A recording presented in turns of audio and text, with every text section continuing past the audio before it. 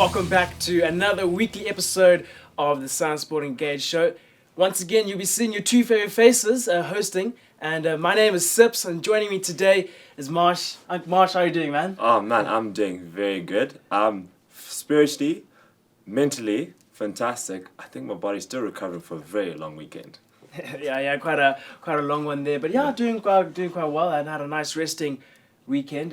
But yeah, look back to the episode and what's going to go down during this show. So we're going to starting off with the recap of the Olympics. We had a really brilliant 200-meter finals, especially with our two runners, Charamba and Makarau, and also our marathon runners as well. Yeah, and then onto that, we'll go on to the rugby, which is for the past tournament, which has been amazing. We got one of my good friends who's going to be our guest, and he's an analyst. He's going to tell us all about it. I missed part of the season. Did you miss part of the season? Yeah, I missed some of it. I was also there for a lot of the commentary. Yes. But then moving on to the third topic will be Zimbabwe hosted the Zimbabwe Junior Development Series between Zambia and Namibia, and obviously Zimbabwe as well. So we're talking a little bit about that and what went over during the weekend. And then we'll go on to the sports that are coming up in the third term in Zimbabwe. That'll be your sports, your tennis, basically your tennis, your rugby, your cricket. No, there's no rugby. But water polo, those things happen. And volleyball and many other sports as well. That'll be in line. And then? In our last segment, it will be a sport which is still growing within Zimbabwe. And we'll have a guest joining us for that. So a lot to stay tuned in for. Don't walk away. It's the SandSport Engage show.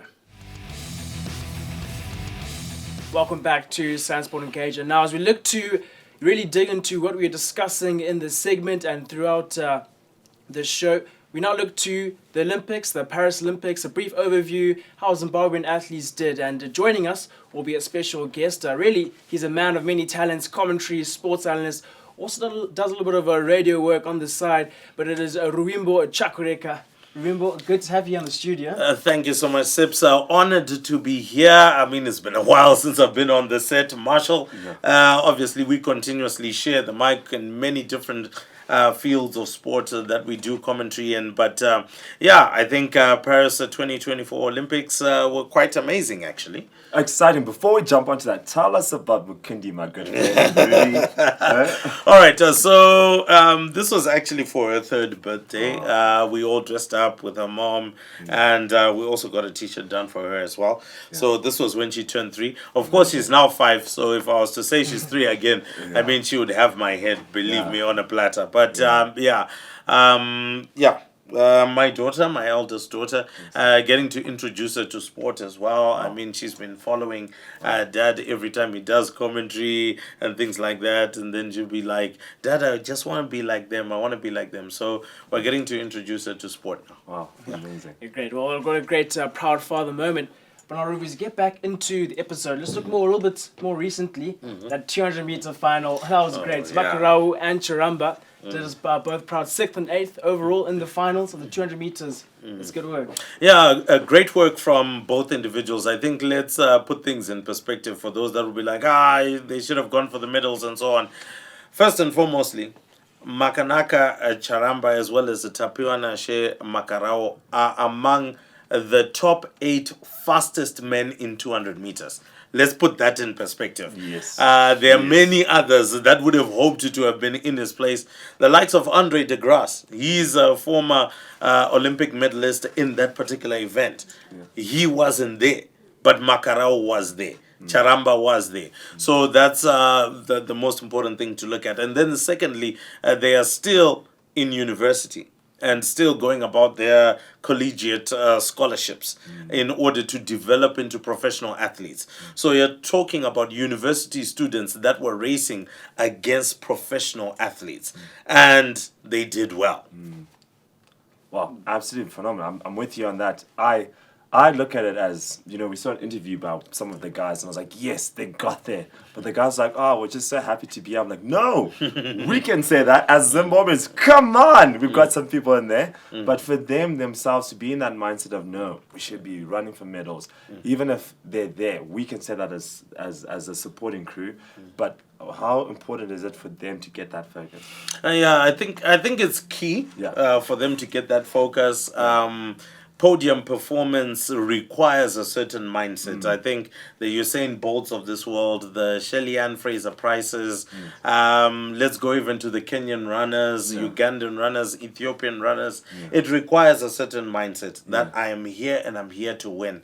And maybe to be slightly lenient towards the boys is to say that it's your first time stepping up on this stage. It's the first time that Zimbabweans have gone as far as they did. Of course, Brian Zingai would be included in there, but it's the first time that we had two coming into that space and participating at that level. So I would say a slight level of leniency. But for LA 2028, if they are to make it there, then the expectation is there's something I've learned in the last 4 years, and I'm expecting that this time round I'm going to do better than sixth. My aim is now to get into maybe the top 4, top 3, get onto the podium performance, and that's how you go about winning medals. That's the way I believe they should be thinking.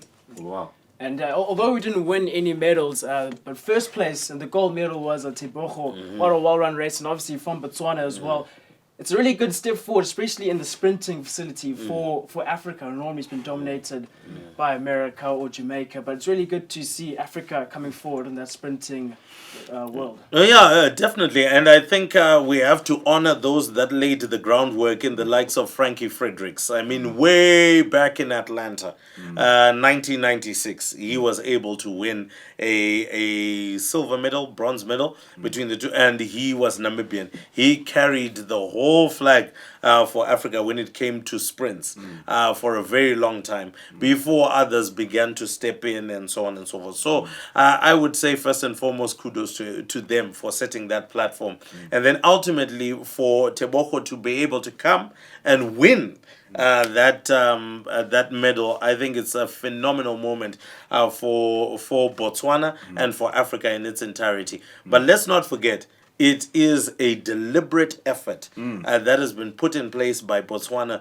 to get them to that place. You don't win medals without a deliberate support system that comes from your association or federation which you represent within your country, as well as, more importantly, the Ministry of Sport somehow contributing to that form of success.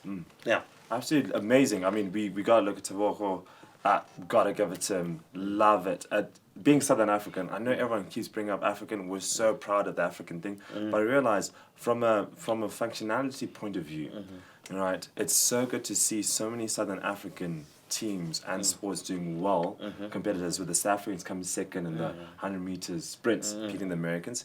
Just saying. Look, I love you, America. But, it's so good to see that. But again, I was saying to you guys, it's easier for us to travel between Southern Africa. Yes, it's great to think of Africa as a scope. But within Southern Africa, just having our cousins and so forth doing well is good all in all for us, don't you think? Oh, yes, definitely. It augurs well for us. So fine, we've now seen Botswana. They've taken our first sprints medal. South Africa right in there, 4x100 meters, taking the silver there. Kani Simbine finally getting in the medals thing. Simbine would have thought that this was his Olympics, but look, it happens. He was only able to get the 4x100 meter, silver medal. And then we even go over to the likes of Mozambique. There are others that have laid down the track work. The likes of Maria Mtola, the Mozambican Express, as she was known, Maputo Express rather, as she was known, for Julia Sakala here in Zimbabwe, running the 400 meters as well in the All Africa Games. So there are people that have laid down the track work, but unfortunately I don't think we've done enough in order to get to the next level. So I mean, even if we go on a broad spectrum when we talk about Olympics and look at some of the performances out there, how many medals were the likes of the Kenyans able to get? How many medals were the likes of Ethiopia able to get? I mean, we look at Tsegai. She ran unfortunately wasn't able to win in a particular event. But we then saw the likes of Sifan Hassan, who obviously originates from Africa, but now running for Netherlands, going ahead and winning a medal in 3 different events. That's ridiculous. Winning the marathon, winning the 5,000, and winning the 10,000 meter race as a woman. That was phenomenal for her to do so. And then you've got the likes of Faith Kipyegon, winning an Olympic medal 3 consecutive Olympics. I mean, that's also quite ridiculous, you know. 2016, 2020, 2024, running in the same event and winning gold, breaking world records in between as well. So it goes on to show that if the deliberate efforts, and I will continuously hammer on this, if the deliberate efforts are put in place, Africa can do so much better. I think in the final tally of it all, I think Africa was able to pick up around about 37 medals in its entirety. That's great, but the United States of America were most probably able to pick up 37 bronze, you know. Sure. So that gives you perspective there in terms of the gap and how much work that needs to be done. In the athletics alone that you bring up, just in the athletics alone, Americans were able to get 34 gold medals just in the athletics alone. So that gives you... Oh yeah, it gives you perspective. But obviously there's a big story that others would be asking that I may not be talking about Noah Lyles. Indeed, let's go. So Noah Lyles obviously terms himself as a showman. He's come out point blankly stated that. What I felt was very disappointing, however, was how he blotted out or tried to blot out the success of Letsile Tebogo by wanting it to be all about him. Yes, I had COVID-19, this and that, and so I wasn't running 100%. Dude, you lost, right? Tebogo was the better party on the night. You won your 100-meter gold. Celebrate that. You know, 4x100 meters, you did something there. As Americans, you disqualified yourselves by not handing it over and so on. So I think at the end of the day, I felt that was wrong. Usain Bolt had more class than him. I remember when Usain Bolt lost in the World Championships to Justin Gatlin. In the press conference, when asked, do you feel you could have done better? He said, I could not have done any better than what Justin Gatlin did. Gatlin won the race. He was the better man on the day, and that's it. And there was mutual respect between those two runners because they faced off quite a lot of times. So I feel in you being a showman, Usain Bolt was a showman, but he also had class. When he lost, he lost. You know, when he won, he celebrated the win. Indeed. And now we look to our final Olympic contestants from the Zimbabwean side. It was Rutendo Nyahura and Isaac Mpofu. Unfortunately, Rutendo, she couldn't finish. She released a statement where she said it just wasn't her day. But still, once again, managing to get to qualifying times into the marathon segment. Still a good achievement. Yeah, a fantastic achievement. And maybe people may not realize the entire story behind that particular marathon. Rutendo Nyahura wasn't able to finish. Isaac Mpofu finishing 19th out of a field of around about 80 runners was seriously competitive. Let's also look at the particular route. I don't know for what reason Paris decided to look for a track or a route that had a 17-degree gradient for approximately an odd 10 to 15 Ks of that 42-kilometer race. Now, 17 degrees gradient feels like nothing to some of us who can only run 100 meters or 200 whilst jogging. But if you do that for 10 to 15 Ks on an incline in a marathon race, it's ridiculous. I mean, are they saying that in Paris there was no flat land for 42 Ks? I mean, Paris is a huge city which houses close to the population of Zimbabwe, 15 to 20 million people that are there. So for me, it was a little bit... unfortunate that they had to run in those conditions. But hey, there was a number one. That number one was able to run. So I think at the same time, I think let's give credit to them. Different conditions, humid conditions, hot and humid conditions on both of the marathon days. Isaac Mpofu was aiming for 2 minutes. And guess what? 2 hours rather. He got 2 hours and 1 minute, so he did well. Yes. Rutendo Nyawara was looking to finish, unfortunately wasn't able to finish. So she'll have another crack at it. LA is coming 2028. Oh man, and exciting to bring that up. I can give some structure with being a designer. That's what I tend to do. Is a lot of people don't realize that concrete and the fact the lack of nature and humidity, that all plays in, and in summer it all plays into that. Well, what a great end to the Paris Olympics 2024. As Ruby said, 2028 will be coming up in LA. But the next segment, we will be wrapping up as well. The schoolboy rugby season was to come, what happened, and a bit of the prizes that went down. But stay tuned, stay seated. It's the school rugby season next. Welcome back to the second segment in the SandSport Engage show. We're talking about the schoolboy rugby season, a little bit of hot takes maybe or not. Between us three, but now, Ruby, the prizes for the rugby season, they went down last week Thursday. Shout out to Kairos, they've been absolutely phenomenal this season. Once again, they continue to do so. But one thing I just want to point out, Coach of the Year, Doug Trevela from St. John's. Obviously, they went to South Africa, beat Michael House, really good achievement. They came back here, they dominated the first half of this season, but then slowly tapered off, but they then regained it towards the end. I feel like Robbie Durand, first year in rugby, coaching at Peterhouse, none of his players had made the under-18 squad and was still able to get only 2 losses and 1 draw. What would you agree with? Would you agree? How would you disagree? Can I also just say, bringing in 3 hockey players as well. Well, okay, fine. That's a huge discussion, I guess. But look, when it comes to awards, the general thought pattern around it is whoever wins the rugby rankings, the power rankings, which are obviously under use by Kairos Sports in that regard to try and see how teams actually fared, and whoever wins the rankings ultimately wins the Coach of the Year, because they would have done well enough to stay on top and to actually win it. I mean, there's a very strong case for Robbie Durant there. He was able to galvanize Peterhouse. Many would have thought that this was going to be a very tough season, considering that they had a very, very strong squad last year. But then again, it just comes to the issue of power rankings. Peterhouse knew what they needed to do on the final weekend. They weren't able to do it. They drew.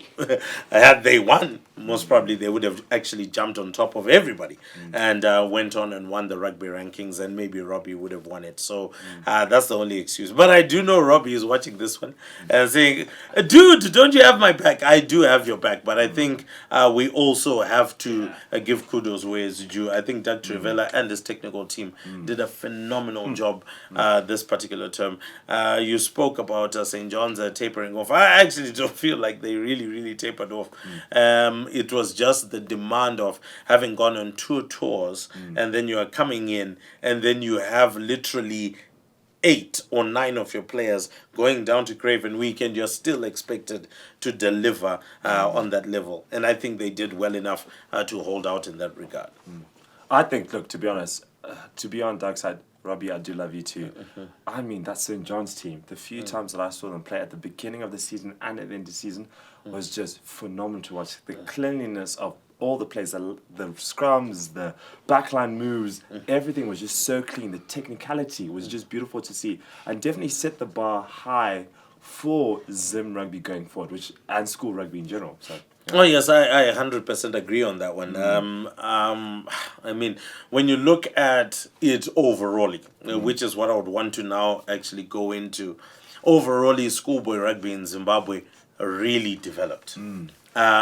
Last year, I must say that it was quite poor, to say the least. The number of knock-ons, the type of decision-making by youngsters, playing out of the wrong zones and areas. But this year, we saw the boot deciding matches a whole lot more. We saw a great contest. I think right now we're looking at, give or take, 5 to 6 really good kickers that can be available for the likes of Sean D'Souza if he's to continue with the Junior Sables as well. We saw teams that basically came out of nowhere, the likes of Wiseau. I won't say entirely out of nowhere, but came out of nowhere and knocked on the big boys' table vehemently, I would say. A 2-point loss to St. George's, a decent loss to Churchill on Nigel Phillip, and then going ahead and beating them on their own home turf. I mean, these are traditional giants. And in the final match, losing only by 2 points to Prince Edward again. So showing you that the quality by Wiseau really, really rose. Lomagandi was always in a bit of a transitional year, having lost the likes of the Segaukes and so on, but still also played a very important role in terms of the way that they went about their rugby, and kudos to Bob Mahari and his technical team out there for doing what they did. But not only there, we then switch over towards the Rugby Development League, which was then established as well, to try and make sure that other schools got the chance to play. Ntumbane, Mutare Girls Eye, Mutare Boys Eye within itself, Dombora Mwari, right out there in Domboshawa, coming up and playing some really good rugby at the then Mana Festival, and then also seeing what happened at the Derby Festival as other teams came together. So I think at the end of the day, overall, in terms of our rugby, it really, really rose. Our coaches invested a whole lot more, even though there's more that needs to be done. Absolutely. And Ruby, just a question for you. You do a lot of commentary. You love the schoolboy rugby season. When it came time to choosing which school you wanted to commentate, which one was always your favorite? Which one were you always straight to put your hand up to this year? My The word. most exciting rugby you've seen. Putting me in a corner.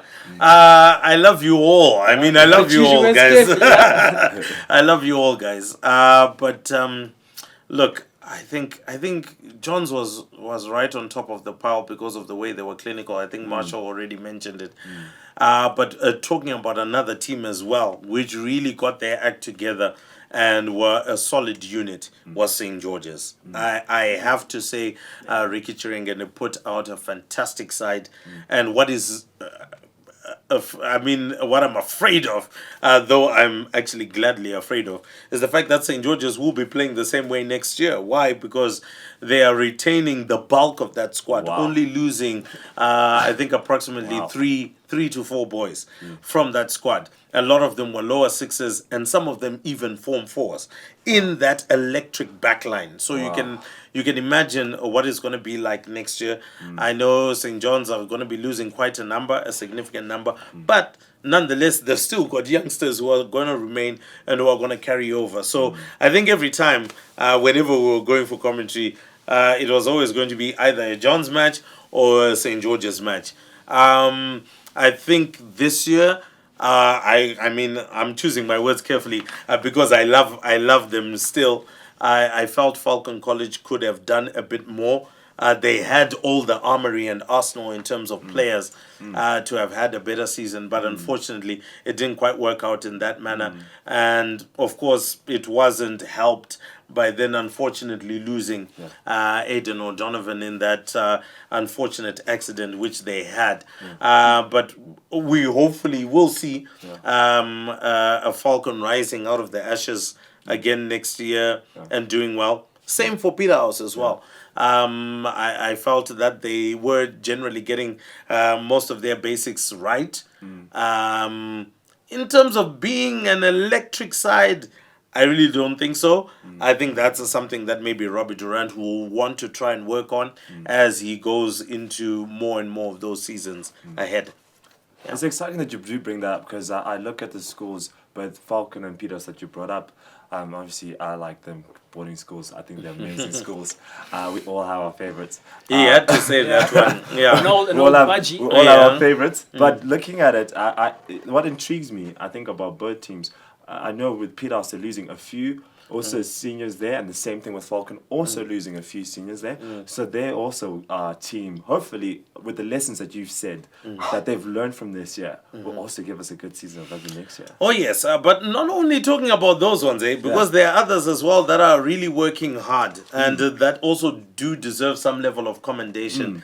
I think Gateway, Heritage, Eaglesville, they're doing very well, particularly as co-ed schools. It's very difficult as a co-ed school to come up with a strong rugby team because the numbers obviously fail you in that regard. But I think Gateway, initially last year, they had an undefeated season. Heritage missed by a whisker this year in terms of having an undefeated season. They actually had a very, very decent side, which would have given quite a number of sides a lot to think about. Hellenic have done well. They've assembled a fantastic coaching technical setup there. And it will definitely pay dividends for them as they proceed.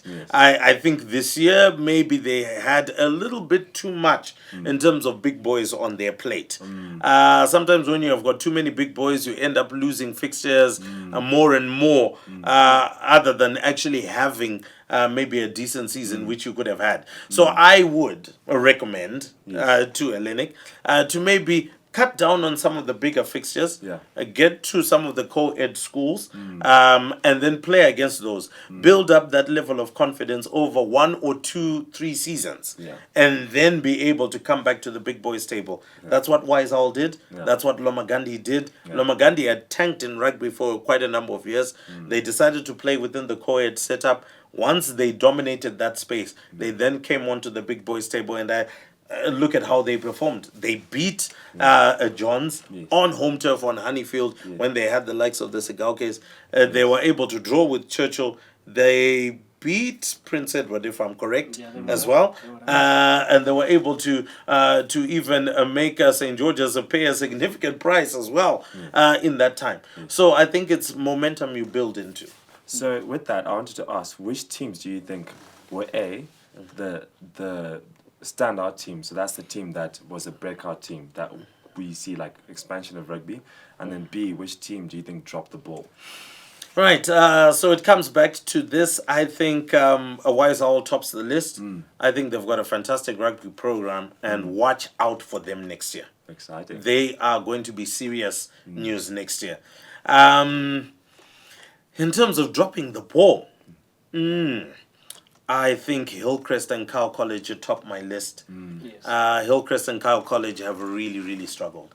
And I think they need to do a lot more work next year to get back on top. But as we look back to the developmental side of rugby, we also had the girls' side of rugby going on. It's good to see that more sponsors and more game times being put forward into the girls, because as we know, there's the Zimbabwe Junior Sables under 18 side for the girls, under 20 side for the world girls, and obviously our women Sables as well. So it's good to see that sponsorship and more game time going through for them as well. Oh yes, most definitely. I mean, quickly summarizing this, do you know at one point you had Vinona Girls High School as the toughest girls school? You had Goromonzi beginning to come onto the table. You had Girls High, Queen Elizabeth, as well as Saumani, which had just broken out. That was particularly going into the COVID time. When we came out of COVID, all of that seemed to just dissipate. So I'm glad that all of this has come back. Girls High School right on top there in terms of the best girls, rugby playing school. But also good to see the likes of Ntumbani coming in. Domboramwari, as we mentioned, coming in. Also other schools that are beginning to play in the Lowveld. I hope Saumani will be brought back as well to the level that it had. It contributed actually quite a number of players that are playing in the women's Sable setup right now. So I hope to see that happening, and I hope that the development will continuously go forward. And of course, a big up to the likes of Regina, who is the chairperson for the women's committee for spearheading some of that. Well, Ruby, thank you with that. And as we close this section, who is your best player, guy side and lady side? Wow. You don't have to follow the CBZ thing that you felt, because we all have our own. I think for me, I would put Majita Stole. He's got a bright future for St. George's. When it comes to the girls, the young girl that we picked from Girls High School, Lois. Yes, it is Lois. She played fantastic rugby this year. So I think those were the two for me. Those were the two for me. Yeah. Well, Ruby, it's been great having you here in the studio. I'm sure Marshall's happy. You got to talk a bit of rugby. You know, he loves his rugby. Get to talk about Falcon as well, being the old budgie that he is. But now, as this segment closes, we now look to the next segment, which was the hockey over the weekend, which was the Zimbabwe Junior Development Series 2024. Welcome back. So now we are talking hockey, and particularly the hockey. Well, first of all, the hockey over the weekend, which was the Zimbabwe Junior Development Series. Zimbabwe hosted. It was hosted at St. John's College, so thank you to St. John's for hosting. A Zimbabwean initiative, and we invited Namibia and Zambia. So it was good hockey, good weekend. Ruby, I know you were there for a little while. Can you tell us a little of your thoughts on the level of hockey you saw? Wow. The level of hockey is decent. It's good. Of course, there's a lot more work that needs to be done in order for us to really hit the heights and the levels that we need to, because we obviously have the big brothers in Namibia right now, as well as South Africa, that we always have to be looking towards to try and get past. So I think from an under-13 perspective, I think we did pretty well. It looks like we've got a good crop of players that are coming through. Hopefully we can keep them in the system before they are stolen by rugby and cricket. as those big sports tend to do, and then hopefully keep them going all the way up until the top. I was a little bit concerned, however, with the under 16 girls. I think there's quite a bit of work that needs to be done there, and of course Namibia winning that particular section, we saw Namibia had more guts, grit and fight than our girls, and maybe our girls have just gone through a long season, quite tired as well, and things like that. But I feel that our under 16 girls needs quite a bit of work. And then going to our under 18s, ours looked quite well drilled, and well, that was also as a result of the bulk of them coming from particular schools and pockets of schools. What I would love to see the Zimbabwe Junior Development Series doing a little bit more is to try and incorporate some of the other schools that are within the B leagues and so on and so forth, the lower tiers, because the only way we can develop our hockey is by getting more and more players to play. So lovely that you bring that up, because as we were all there at different stages and stuff like that, I'll give my 2 cents too on the under 16s. I felt that the ladies for sure, they need a hunger, and the amazing thing about this development tournament, which you guys we can elaborate more on, is how, yes, we got to see how teams develop. And the one thing that I heard from the Zambian side, which is amazing to hear, all the Zambian teams are like, oh man, you know, we got to step our game up. We got to step up our game. Where I didn't see that being said much with our teams, like the Zimbabwean teams. And look, the Namibian teams are well on track, but I thought they were disciplined kids and they're hungry and they want to learn. But that's something that I found concerning from our side. You know what you think? Yeah, look, hunger is something that you really can't teach. Hunger is something that has to come from within. Are they hungry to win? Is there a reason to win? And at the present moment, maybe the girls have not yet found the reason. Maybe, as I said, maybe they might have been tired from the long season that they had, IPTs and all sorts of things, playing for your own school week in, week out, week in, week out. It also requires a certain level of mental toughness to be able to go through. But then again, it also then calls upon the Hockey Association of Zimbabwe to then begin to look at this and say, when we do have these junior sides, do we maybe necessarily need these junior sides, or do we need to look at a provincial setup, which will then get these youngsters developing mentally? I advocate for a provincial setup. I only advocate for a national team when you have a necessity of it. So, for example, I know that in hockey, we do have regional and international tournaments that will cater for an under 18 and under 21, right? That's fine. So let's have those national teams. Yes. And under 13, is there an understanding of what it is to represent a national team? Is there really a competition that is going to take them to the next level? There isn't. So there's no need for it.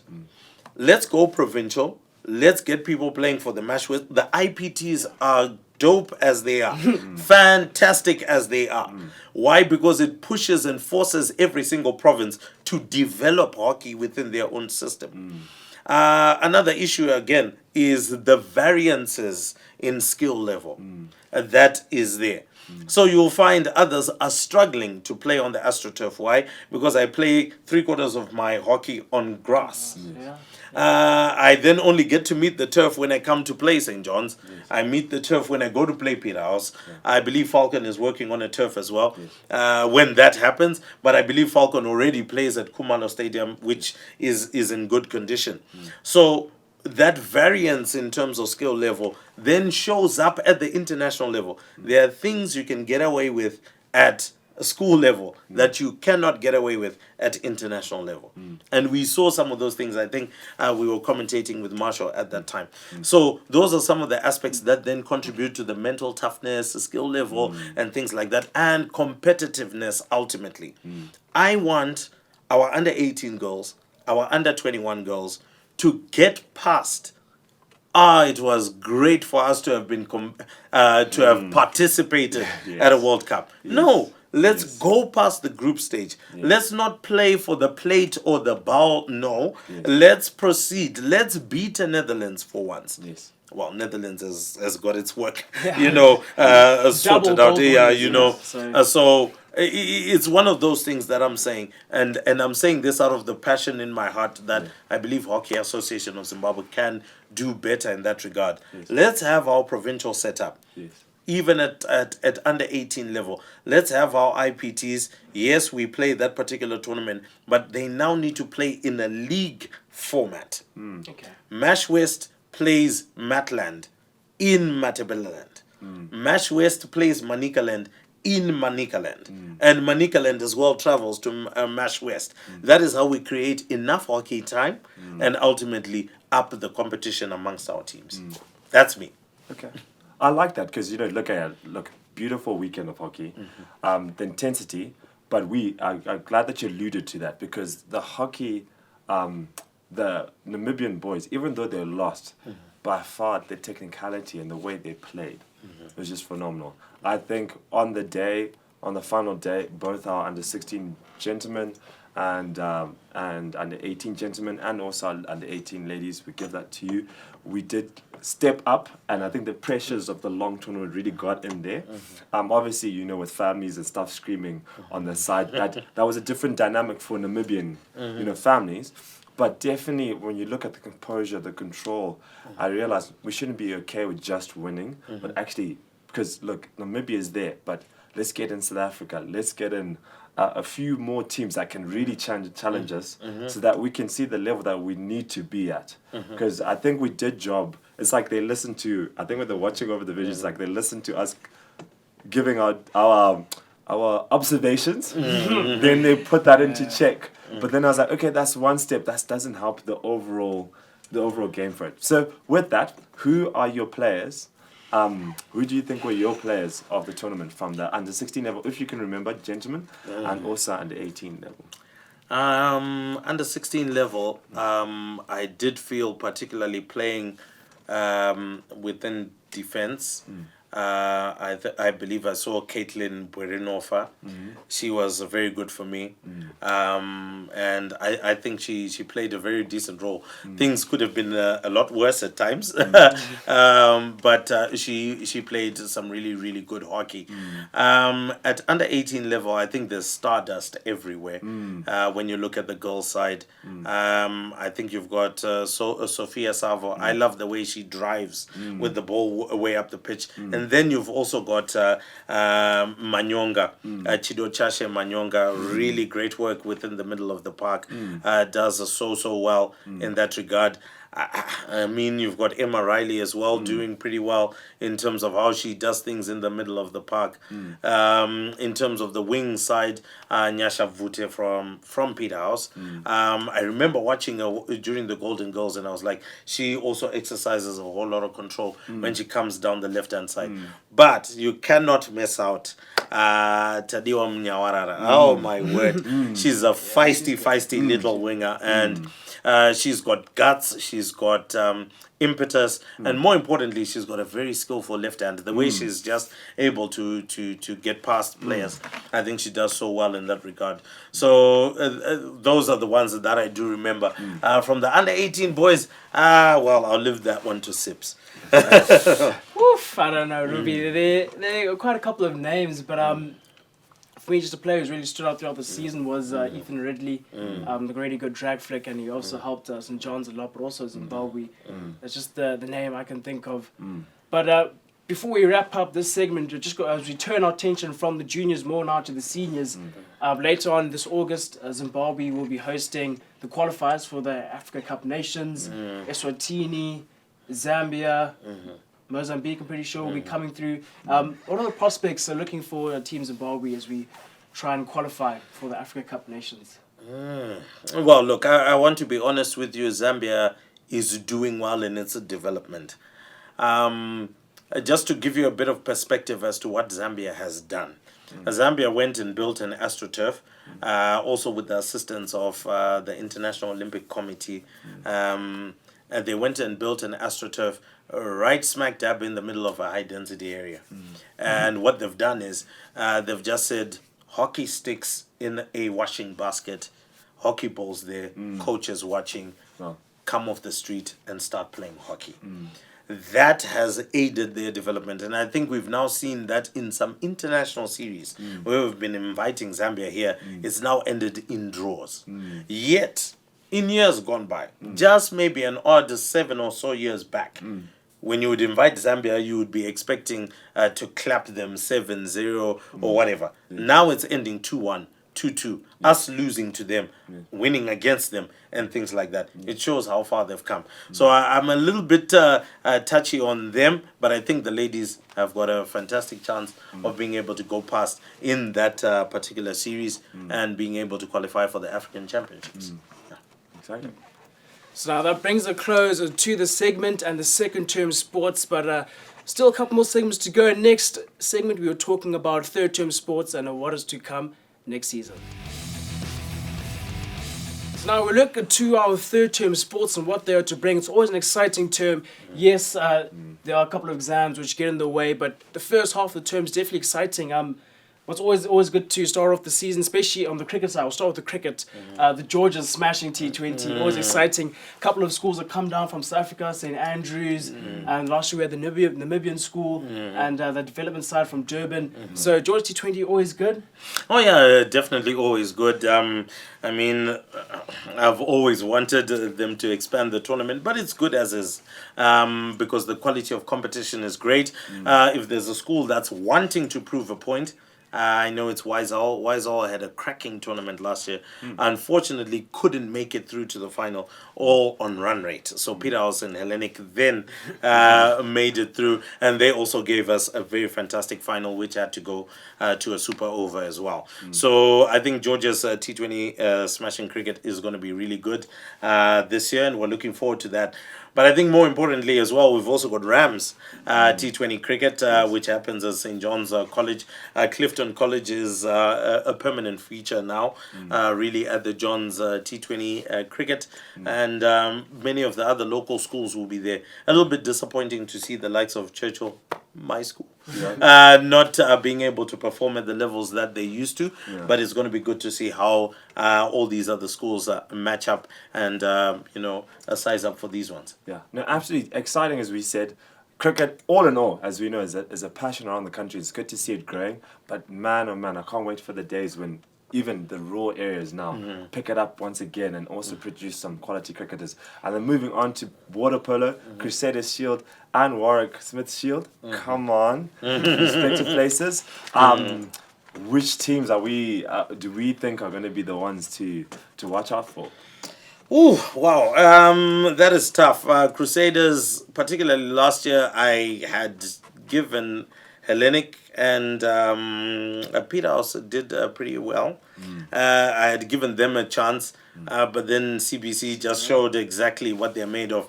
And they're very strong in their water polo. So you really don't want to, touch that one. So I think Crusaders, CBC will have a chance.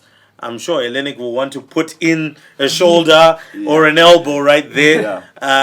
So will Falcon. So let's see how that one goes. But there's also a dark horse that I want to put out there. St. George's is a dark horse. It's a dark horse.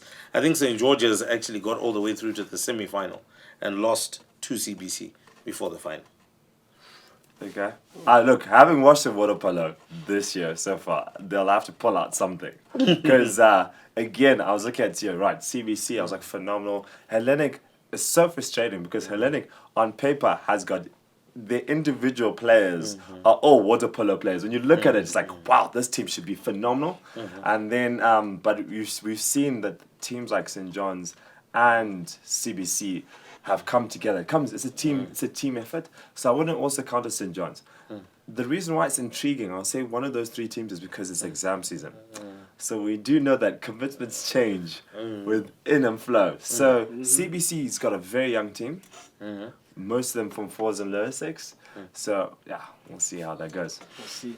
And then moving on, we'll be also seeing a bit of tennis going on, particularly the Mulberry Cup, which is always exciting to watch.